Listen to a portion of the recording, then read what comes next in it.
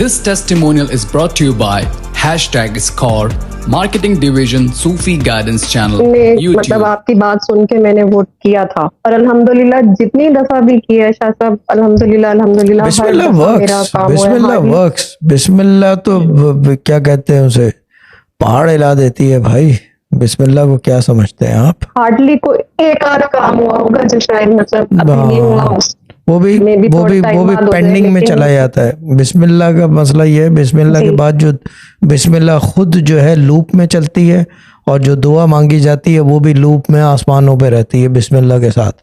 तो जब वो लूप चलता है, भले वो पेंडिंग में चला गया है, लेकिन वो लूप में रहेगी, कहीं ना कहीं आके कबूलियत की तरफ जरूर जाएगा। बिस्मिल्लाह में ना नहीं होती, हमारे अब्बा के वर्ड्स है, बिस्मिल्लाह पढ़ने वाले को ना नहीं होती। अच्छा